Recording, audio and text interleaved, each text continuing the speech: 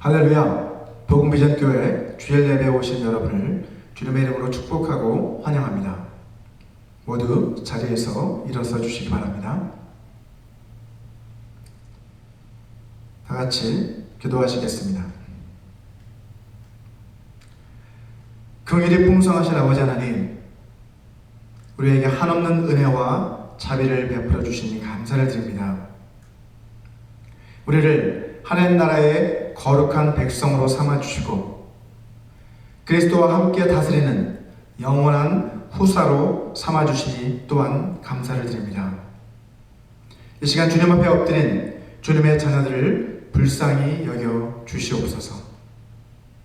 수고하고 무거운 짐진 자들아 다 내게로 오라, 내가 너희를 쉬게 하리라 라고 말씀하신 주님, 세상의 온갖 풍파로 인해 낙심하고 힘들어하는 자들에게 등대가 되어주셔서 저들을 소망의 항구로 인도하여 주시옵소서. 마음의 상처와 상실의 아픔으로 인해서 괴로워하고 또 슬퍼하고 있는 자들에게 참된 위로와 평안을 베풀어 주시옵소서. 주님의 은혜를 갈망하며 주님의 얼굴을 구하는 자들에게 하늘의 신령한 복과 은혜를 베풀어 주시옵소서. 오늘도 한 마음과 한 뜻으로 주님을 예배합니다. 우리 가운데 좌정하셔서 우리가 드리는 이 찬양과 예배를 기뻐 받아 주시옵소서. 예수님의 이름으로 기도합니다. 아멘. 우리 함께 기쁨으로 주님을 찬양하기 원합니다. 우리 찬송가 270장 변치 않는 주님의 사랑과 함께 찬송하겠습니다.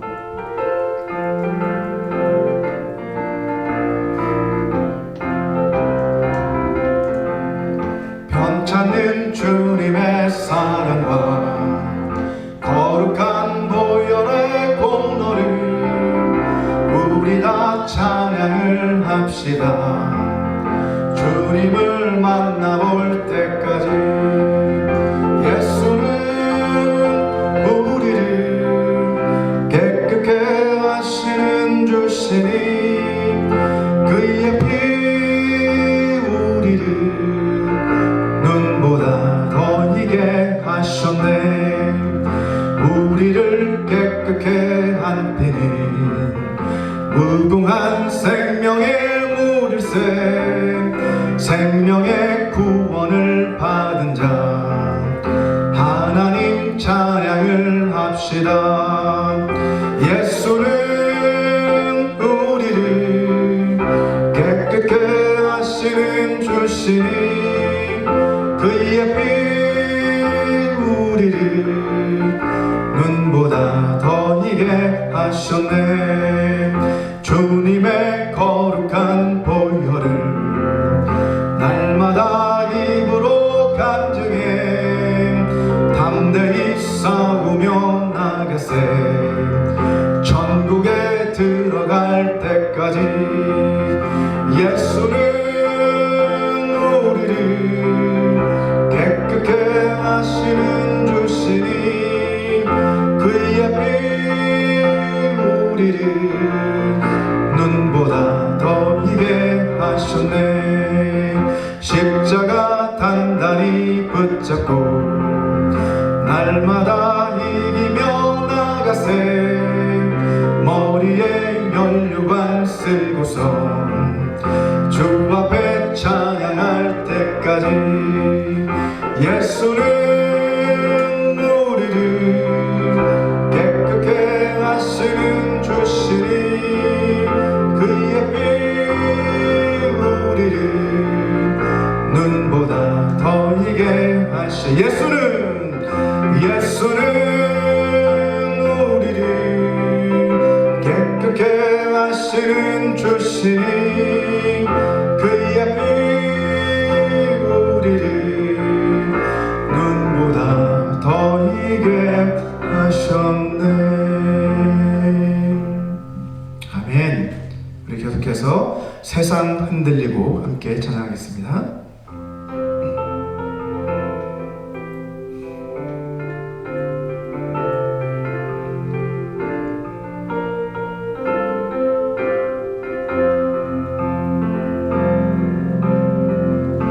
세상은 들리고 사람들은 변하여도 나는 주를 섬기리. 주님의 사랑은 영원히 변하지 않네.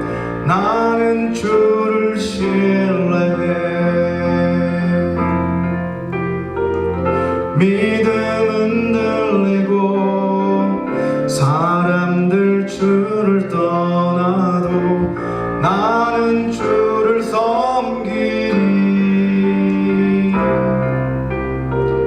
주님의 나라는 영원히 쇠하지 않네.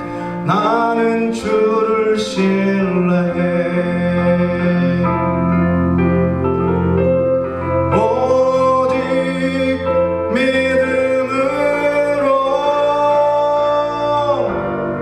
믿음으로 내가 살리라. 오직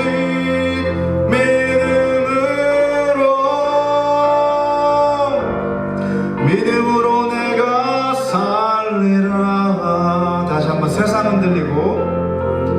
세상은 들리고 사람들은 변하여도 나는 주를 섬기리. 주님의 사랑은 영원히 변하지 않네. 나는 주를 신뢰해.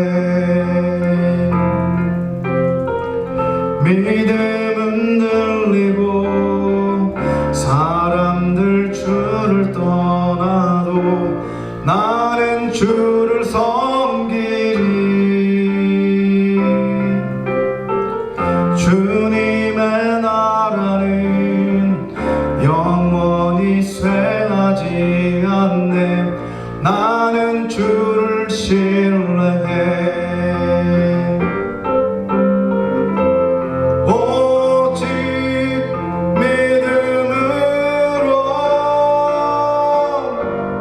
믿음으로 내가 살리라.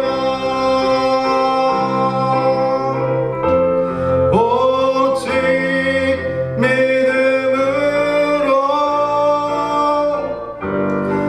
믿음으로 내가 살리라.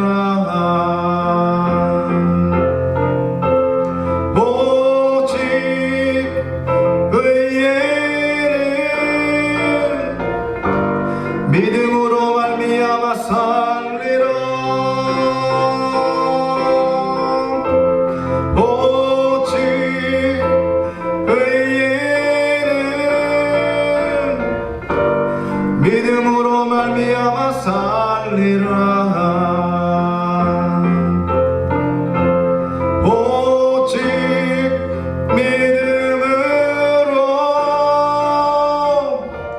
믿음으로 내가 살리라. 오직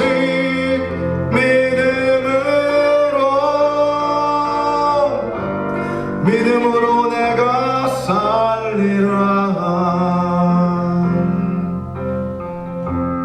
오직 의에는 믿음으로 말미암아 살리라. 오직 의에는 믿음으로 말미암아 살리라.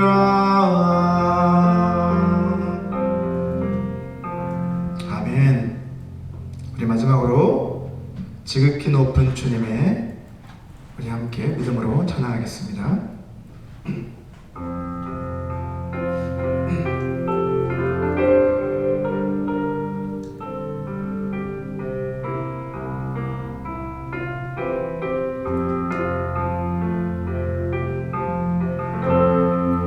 지극히 높은 주님의 지성소로 들어갑니다. 세상의 신을 벗고서 주 보좌 앞에 엎드리리. 내 주를 향한 사랑과 그 신뢰가 사그러져 갈 때 하늘로부터 이곳에 장막이 덮이네.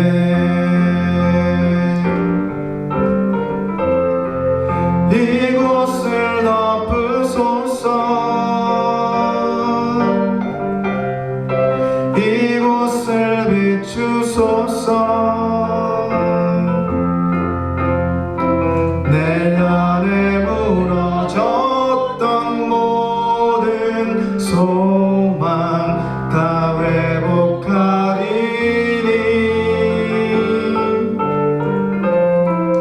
이곳을 지나소서. 이곳을 만지소서. 내 안에 죽어가는 모든 예배 다 살아나리라.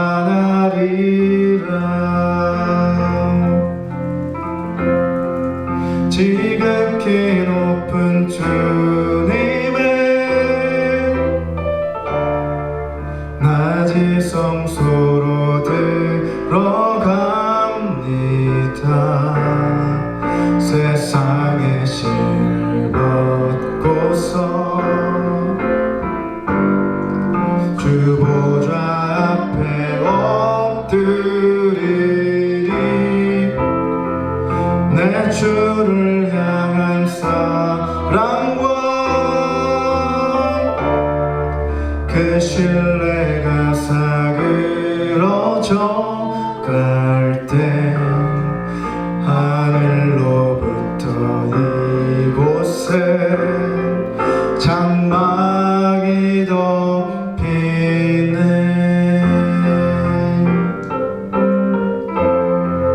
이곳을 덮으소서. 이곳을 비추소서. 내 안에 무너졌던 모든 소망 다 회복하리니. 이곳을 지나소서. 이곳을 만지소서. 내 안에 죽어가는 모든 예배 다 살아나리라.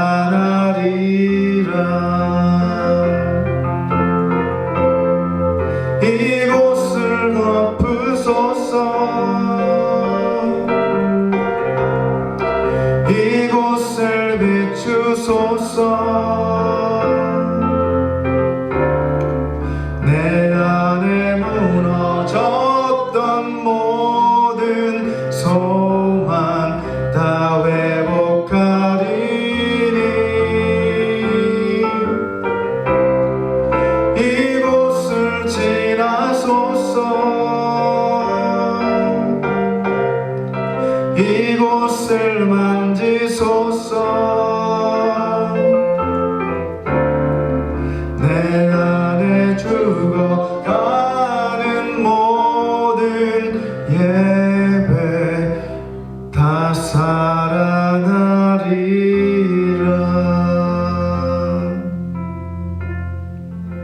아멘.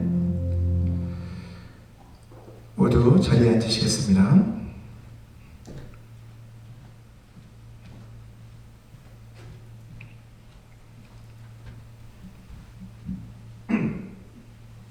이 시간은 오늘 하나님께서 우리에게 주신 말씀 함께 봉독해 올려드리도록 하겠습니다.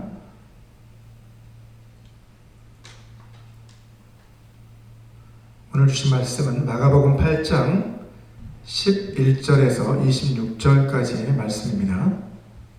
마가복음 8장 11절에서 26절까지의 말씀을 제가 봉독해 올려드리도록 하겠습니다. 바리새인들이 나와서 예수를 힐난하며 그를 시험하여 하늘로부터 오는 표적을 구하거늘 예수께서 마음속으로 깊이 탄식하시며 이르시되 어찌하여 이 세대가 표적을 구하느냐 내가 진실로 너희에게 이르노니 이 세대에 표적을 주지 아니하리라 하시고 그들을 떠나 다시 배에 올라 건너편으로 가시니라. 제자들이 떡 가져오기를 잊었음에 배에 떡 한 개밖에 그들에게 없더라. 예수께서 경고하여 이르시되 삼가 바리새인들의 누룩과 헤롯의 누룩을 주의하라 하시니 제자들이 서로 수군거리기를 이는 우리에게 떡이 없음이로다 하거늘 예수께서 아시고 이르시되 너희가 어찌 떡이 없음으로 수군거리느냐 아직도 알지 못하며 깨닫지 못하느냐 너희 마음이 둔하냐 너희가 눈이 있어도 보지 못하며 귀가 있어도 듣지 못하느냐 또 기억하지 못하느냐 내가 떡 5개를 5,000명에게 떼어줄 때에 조각 몇 바구니를 거두었더냐 이르되 12이니이다. 또 7개를 4,000명에게 떼어줄 때에 조각 몇 광주리를 거두었더냐 이르되 7이니이다. 이르시되 아직도 깨닫지 못하느냐 하시니라. 베세다의 이름에 사람들이 맹인 한 사람을 데리고 예수께 나와 손 대시기를 구하거늘 예수께서 맹인의 손을 붙잡으시고 마을 밖으로 데리고 나가사 눈에 침을 뱉으시며 그에게 안수하시고 무엇이 보이느냐 물으시니 쳐다보며 이르되 사람들이 보이나이다. 나무 같은 것들이 걸어가는 것을 보나이다 하거늘 이에 그 눈을 다시 안수하심에 그가 주목하여 보더니 나아서 모든 것을 밝히 보는지라. 예수께서 그 사람을 집으로 보내시며 이르시되 마을에는 들어가지 말라 하시니라. 아멘. 지난 시간에는 예수님께서 이방인 지역인 데가볼리 근처에서 4,000명을 먹이신 기적 사건을 함께 살펴보았습니다. 마가복음 8장 10절에서 보듯이 이 기적 사건 직후에 주님께서는 제자들과 함께 배에 오르사 달마누다 지방으로 가셨습니다. 달마누다라는 이 지역은 갈릴리 호수 서쪽 해안에 위치한 마을로 마가단 혹은 막달라라고도 불리며 여러분도 잘 아시는 막달라 마리아의 고향이기도 했습니다. 마가복음 7장에서 우리가 이미 살펴본 것처럼 주님께서는 바리새파 사람들의 핍박을 피해서 어쩔 수 없이 이방 지역인 두로와 시돈을 거쳐 데가볼리 지역으로 이동을 하면서 이방인들을 위한 사역을 지금까지 해오셨습니다. 자, 그런데 이제 다시 유대인들이 거주하고 있는 지역으로 다시 돌아오신 것이죠. 하지만 주님 앞에 놓인 그 현실은 아무것도 변한 것이 없었습니다. 주님께서는 돌아오시자마자 또다시 바리새인들의 공격에 시달리셔야만 했습니다. 오늘 본문 11절 말씀입니다. 바리새인들이 나와서 예수를 힐난하며 그를 시험하여 하늘로부터 오는 표적을 구하거늘 이라고 말씀합니다. 자, 여기에서 힐난한다 라는 말은 트집을 잡아 따지고 드는 것을 의미합니다. 그들은 예수님이 정말 그리스도인지 아닌지 알기 위해서 시험하고 있는 것이 아니죠. 그들은 예수님의 사역을 방해하고 결국에는 예수님을 제거하기 위해서 지금 시험하고 있는 것입니다. 사실 이들은 이미 예수께서 행하신 표적들과 기적들을 사단의 역사라고 정죄했던 그런 사람들이었습니다. 마가복음 3장 22절을 보시면 예루살렘에서 내려온 서기관들은 그가 바알세불이 짚였다 하며 또 귀신의 왕을 힘입어 귀신을 쫓아낸다 라고 그렇게 비방을 했죠. 그래서 귀신의 왕이라는 사탄을 의미하는 것이죠. 결국 그들이 구한 하늘로부터 오는 표적, a sign from heaven 이라고 하는 것은 무엇을 말하는 것일까요?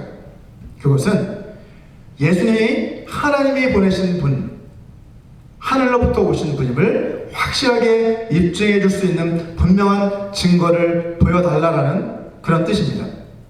사실 하나님께 표적을 구하는 것 그 자체는 문제가 아닙니다. 여러분, 구약의 에스더나 기드온 같은 믿음의 사람들도 하나님께 표적을 구했습니다. 문제는 표적을 구하는 그 동기가 선한가 아니면 악한가 하는 것이 문제입니다. 지금 바리새인들은 예수님을 함정에 빠뜨리기 위한 그런 악한 의도를 가지고 표적을 구하고 있는 것입니다. 그들은 예수님께서 자신들이 지금 요구하고 있는 그 표적을 행하지 못할 것이고 또 그 결과 그가 거짓 선지자였다는 사실이 드러나게 될 것이다 라고 그렇게 판단했던 것 같습니다. 자, 예수님께서도 이러한 그들의 악한 의도를 너무나 잘 알고 계셨습니다.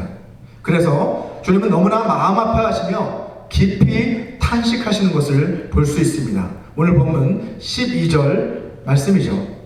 예수께서 마음속으로 깊이 탄식하시며 이르시되 어찌하여 이 세대가 표적을 구하느냐. 내가 진실로 너희에게 이르노니 이 세대에 표적을 주지 아니하리라 라고 주님은 한탄하십니다. 사실 예수님께서는 자신이 하나님께서 보내신 그리스도이심을 입증해주는 여러 가지 표적들을 이미 다 보여주셨습니다. 하지만 그들은 그것들을 보고도 예수님을 거절하기로 이미 선택한 것입니다. 예수님께서는 그들 앞에서 아무리 놀라운 표적과 기적을 행한다고 할지라도 그들이 믿지 않을 것이라는 그 사실을 너무나도 잘 알고 계셨습니다. 결국 주님께서는 그들에게 표적을 보여주지 않으셨습니다. 그리고 또다시 배에 올라 건너편으로 향하십니다. 주님이 향하신 곳은 바로 예수님의 제자 빌립과 안드레와 베드로의 고향이기도 했던 벳세다라는 동네였습니다.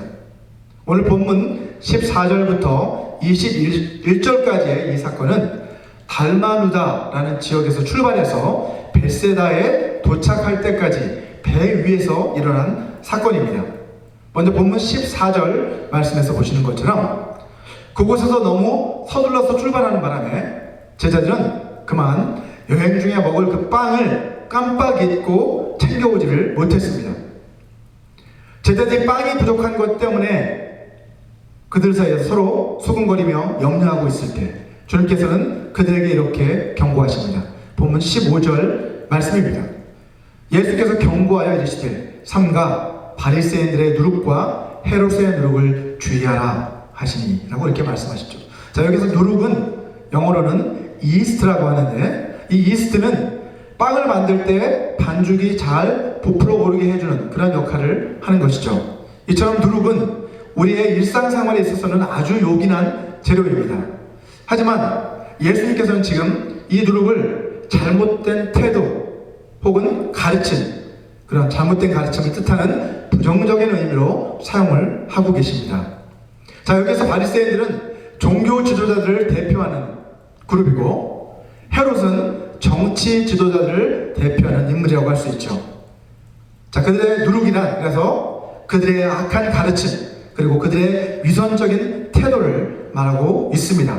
자, 주님께서는 제자들에게 정치 지도자들과 종교 지도자들의 그러한 악한 가르침과 위선적인 태도에 현혹되지 않도록 너희가 조심해라 라고 지금 그렇게 경고해주고 계신 것입니다. 오늘 본문 16절을 한번 보시면 이 말씀을 들은 제자들은 빵 문제 때문에 화가 나신 거다 라고 그렇게 서로 수군거리고 있습니다. 자, 예수님께서는 바리새인들 그리고 헤롯의 그런 누룩 곧 잘못된 가르침에 대해서 경고를 하셨지만 여전히 제자들은 야, 주님이 빵이 없어서 지금 저렇게 말씀하시는가 보다 라고 그렇게 오해를 하고 서로 수군거리고 있는 것이죠. 이러한 제자들의 잘못된 생각을 아시고 주님께서는 그들을 호되게 책망하십니다. 본문 17절과 18절 말씀이죠. 예수께서 아시고 이르시되 너희가 어찌 떡이 없음으로 수군거리느냐? 아직도 알지 못하며 깨닫지 못하느냐? 너희 마음이 둔하냐? 너희가 눈이 있어도 보지 못하며 귀가 있어도 듣지 못하느냐? 또 기억하지 못하느냐? 라고 이렇게 책망하시는 것을 볼 수 있죠. 여러분, 누룩이 조금만 들어가도 빵이 크게 부풀어 오르는 것처럼 악한 가르침, 잘못된 거짓 가르침들은 순식간에 교회 공동체를 오염시키고 또 심한 경우에는 교회 공동체를 무너지게 만들 수도 있습니다. 그 가장 대표적인 예가 바로 신천지라는 이단의 위협이죠. 여러분, 신천지들의 주요 타겟은 불신자들이 아니라 신자들입니다. 교회입니다. 이들은 주로 중소형 교회에 몰래 침투해 들어가서 목회자들과 교인들 사례를 서로 이간질시키거나 도덕적으로 목회자들을 타락하게 만들므로써 교회를 무너뜨리는 그런 전략들을 사용합니다. 이 신천지 이단은 한국뿐만 아니라 지금 이곳 미국에서도 벌써 상당히 많은 교회 안에 침투해 들어와서 교회를 무너뜨리고 있다고 합니다. 우리는 깨어서 그들의 공격에 대비해야 되겠습니다. 이처럼 영적인 무지에 사로잡혀 있는 제자들을 일깨우시기 위해서 주님께서는 그들에게 퀴즈 두 문제를 내시죠. 자, 첫 번째 퀴즈는 뭡니까? 본문 19절에 나와 있죠. 그것은 빵 5개로 5,000명을 먹이고 나서 거둔 빵 조각이 모두 몇 바구니였냐? 라는 그런 문제였습니다. 제자들은 12입니다 라고 대답을 했고, 맞는 답이었죠. 자, 두 번째 문제, 두 번째 퀴즈도 비슷한 문제였어요. 본문 20절을 보시면 두 번째 퀴즈는 빵 7개로 4,000명을 먹이신 뒤에 거둔 빵 조각이 몇 광줄이었는가 하는 문제였습니다. 이번에도 제자들은 7입니다 라고 대답을 했고 이번에도 맞는 답이었습니다. 여러분, 그런데 이게 웬일입니까? 두 문제 모두 다 맞추었는데도 예수님은 제자들에게 낙제 점수를 주십니다. 오늘 본문 21절을 보시면 그들의 대답을 듣고 나서 이르시되 아직도 깨닫지 못하느냐 하시니라 라고 말씀하시는 주님의 말씀을 볼 수 있죠. 두 번에 걸친 그 기적을 직접 체험하고 직접 보고도 여전히 주님이 어떤 분이신지를 깨닫지 못하고 있는 그들을 향해 마지막 다시 한번 책망하고 계신 것입니다. 제자들이 주님께 낙제 점수를 받는 이유는 무엇일까요, 여러분?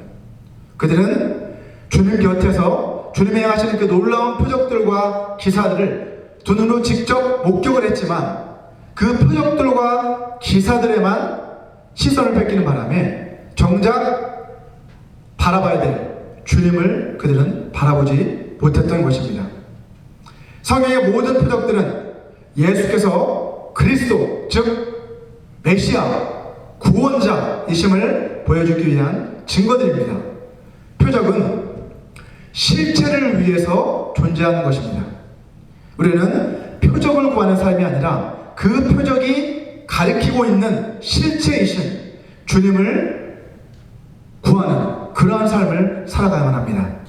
이어지는 본문 22절부터 26절까지의 말씀은 오직 마가복음에만 기록된 사건인데요. 이 사건을 통해서 주님께서는 제자들을 위해서 또 하나의 표적을 베풀어 주십니다. 이를 통해 그들을 다시 한번 일깨워 주시는 것이죠. 본문 22절을 한번 보시면 주님께서 베세다에 도착하시자 사람들이 맹인 한 사람을 데리고 주님을 찾아옵니다. 자, 이 맹인을 데려온 이 사람들은 이 맹인에게 안수해 줄 것을 주님께 간청을 하고 있죠. 그러자 주님께서는 친히 그 맹인의 손을 붙잡으십니다. 그 손을 잡으시고 마을 밖으로 데리고 나가십니다. 사람들이 없는 곳으로 그를 따로 데리고 가신 것이죠. 본문 23절을 보시면 예수께서는 그 맹인의 손을 잡고 마을 밖으로 데리고 나가셔서 눈에 침을 뱉으시고 또 그에게 안수하시고 무엇이 보이느냐 하고 물으십니다.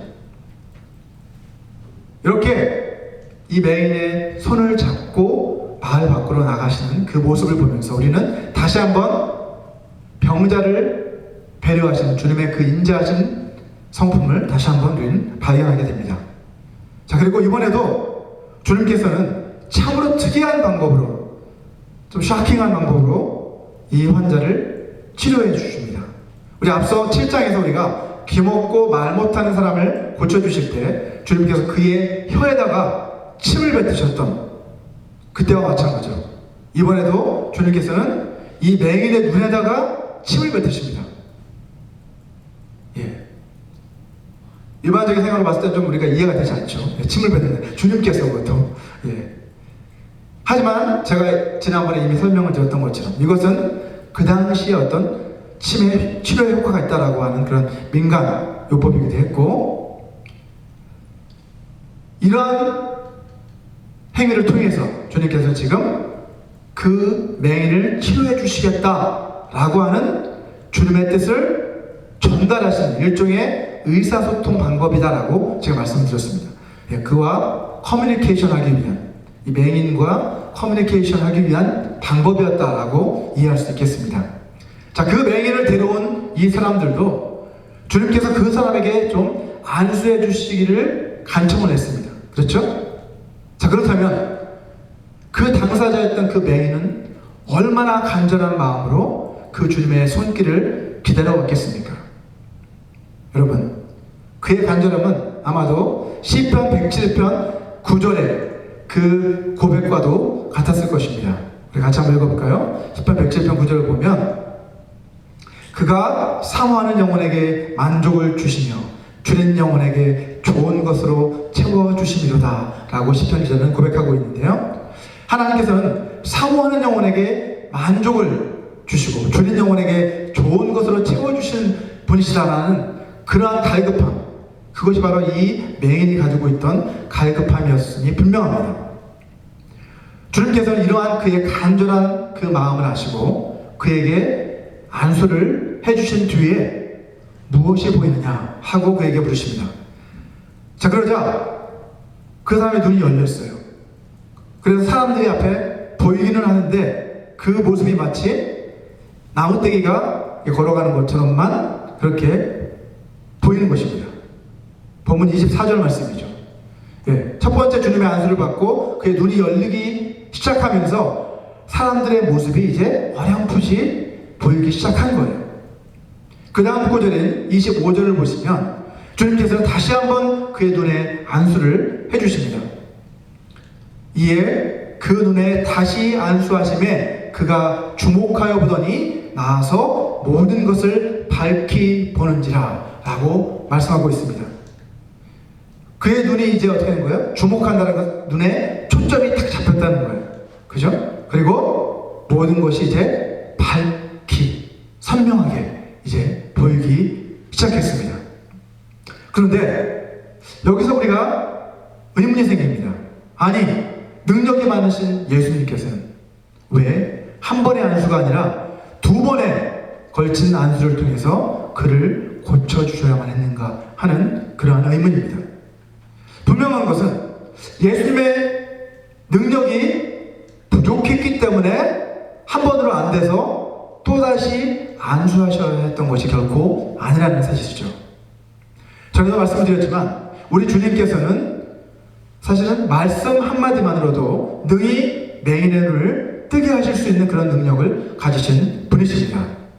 주님께서 오늘 본문에서 이처럼 두 번에 걸쳐서 그에게 안수를 해주신 것은 주님의 능력이 부족해서가 아니라 그 사람이, 그 맹인이 자기 몸에 일어나는 그 변화를 천천히 조금씩 순차적으로 그렇게 적응해 나갈 수 있도록 그를 배려해서 그렇게 하신 것이라고 생각할 수 있습니다. 또한 여기에는 또 다른 의미가 담겨 있는데요, 그것은 제자들을 위한, 앞에서 우리가 살펴본 것처럼 제자들은 영적으로 눈이 멀어 있었죠. 영적으로 어두워져 있었습니다. 그렇게 영적으로 눈이 어두워진 그 제자들 역시도 단 한 번에 그들의 눈이 밝아지는 것이 아니라 이제 그들도 점차적으로 점차적으로 그들의 눈을 밝혀주실 것이다 라는 그러한 가르침도 여기에 담겨 있다고 볼 수 있습니다. 자, 이 사람은 육신의 눈이 멀어 있죠. 하지만 제자들은 영적인 눈이 여전히 어두워져 있었습니다. 주님께서는 이 사건을 통해서 제자들의 영적인 눈이 열려서 주님이 어떤 분이신지, 주님이 그리스도, 메시아, 구원자이시라는 것을 그들이 깨닫기를 바라셨던 것입니다. 제자들뿐만 아니라 여러분, 우리들도 마찬가지입니다. 우리가 예수 그리스도를 믿고 거듭났다고 해서 하루아침에 영적인 눈이 열려서 모든 진리를 다 통달하게 되는 것이 결코 아닙니다. 우리는 주님께서 우리의 그 어두운 눈을 계속해서 만져주시도록 날마다 주님 앞으로 더 가까이 나아가야만 합니다. 그렇게 할 때 주님께서는 우리가 주님의 그 형상에 이를 때까지 그 자비로운 주님의 손길로 우리를 만져주시고 또 우리를 빚어주실 것입니다. 이것이 바로 우리가 계속해서 이루어 나가야 할 성화의 과정입니다. 이어서 본문 26절을 한번 보시면 주님께서는 눈을 뜬 그 사람에게 마을로는 들어가지 말아라 라고 말씀을 하고 계시죠. 그 이유는 무엇일까요? 왜 마을로 들어가지 말라고 하셨을까요? 그 이유는 오늘 본문 12절에 잘 나와 있습니다. 12절을 보시면 예수께서 마음속으로 깊이 탄식하시며 이르시되 어찌하여 이 세대가 표적을 구하느냐? 내가 진실로 너희에게 이르노니 이 세대에 표적을 주지 아니하리라 라고 주님은 말씀하십니다. 하나님께서는 아무에게나 표적을 주시는 분이 아니십니다. 하나님께서는 믿음의 눈으로 그 표적 그 너머에 계신 예수 그리스도를 바라보는 사람들에게만 표적을 보여주십니다. 영적인 눈이 열려있는 그 사람들만이 표적을 보고 그 표적이 어떠한 것을 의미하는지 그 의미를 올바로 깨달을 수 있기 때문이죠. 바리새인들은 여러분 표적을 구하는 사람들이었어요. 주님께서는 표적을 구하는 것은 악하고 음란한 세대의 특징이다 라고 그렇게 말씀하십니다. 마태복음 16장 4절 말씀입니다. 악하고 음란한 세대가 표적을 구하나 요나의 표적밖에는 보여줄 표적이 없느니라 하시고 그들을 떠나가시니라. 여러분, 오늘날의 이 세대도 여전히 악하고 음란한 세대입니다. 만약 사람들이 우리에게 하나님이 살아계신 증거, 표적을 보여달라고 한다면 우리가 어떻게 해야 될까요?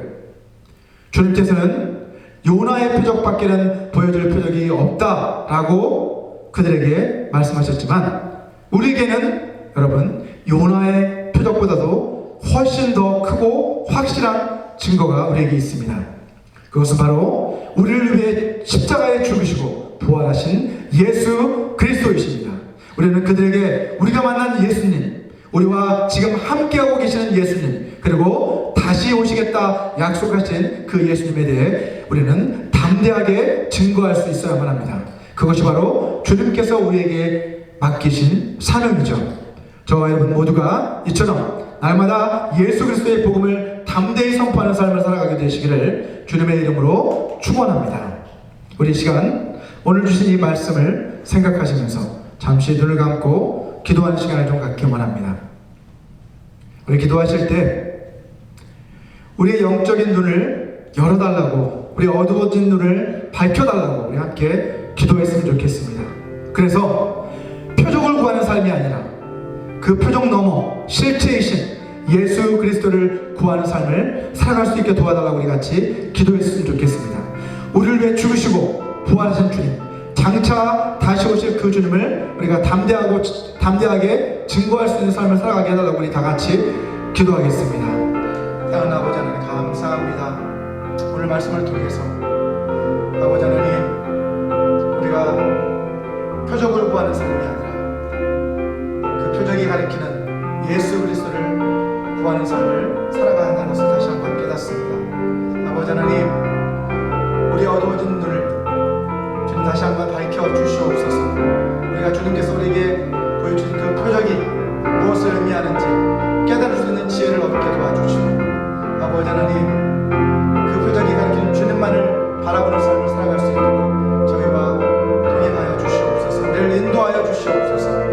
다시 오실 주님을 고대하며 아버지 하나님 그 주님을 증거하는 삶을 날마다 살아갈 수 있도록 저희에게 담대함을 허락해 주시옵소서. 예수님 도와주시기 원합니다. 아버지 우리 교회를 축복하여 주셔서 아버지 하나님 주님의 증거의 공동체로 세워져 나갈 수 있도록 도와주시옵소서. 신실하신 아버지 하나님, 저희를 오래 참아주시고 끝까지 사랑해 주신 주님 감사합니다.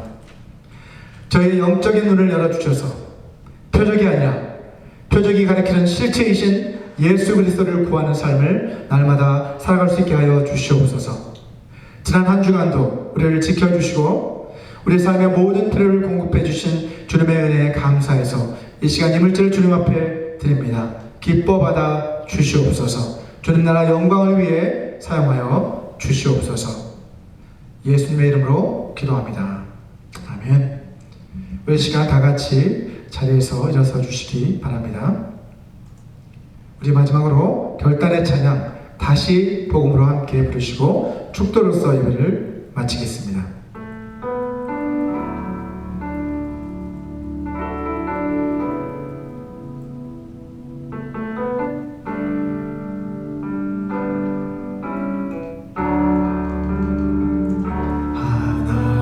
독생자 예수 그리스도 그분만이 오직 길과 진리 생명이라. 세상 다 변하고 사람들 변해도 나에겐 복음 십자가뿐이라.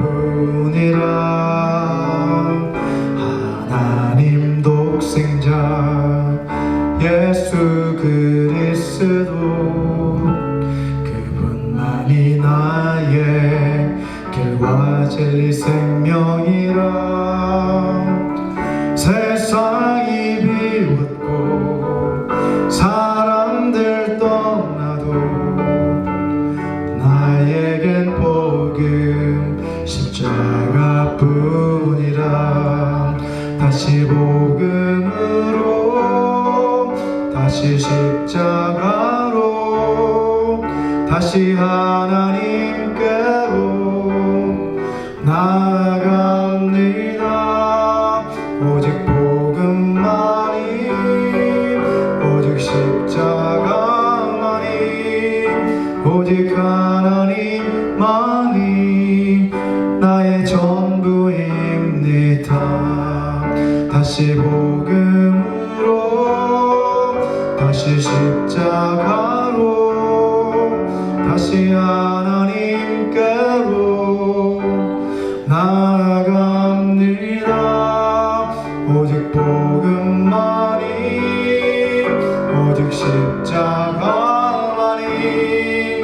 오직 하나님만이 나의 전부입니다. 오직 하나님만이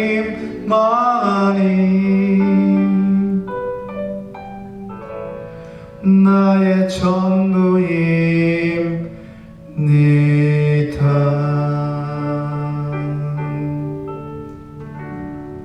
아멘. 우리 같이 기도드리시겠습니다. 지금은 주 예수 그리스도의 은혜와 하나님의 사랑과 성령 하나님의 교통하심이 우리의 영적인 눈을 열어주셔서 표적이 아니라 표적이 가리키는 실체이신 예수 그리스도를 구하는 삶을 살아가기로 결단하는 모든 사람들에게 영원히 함께 하시기를 간절히 축원하옵나이다.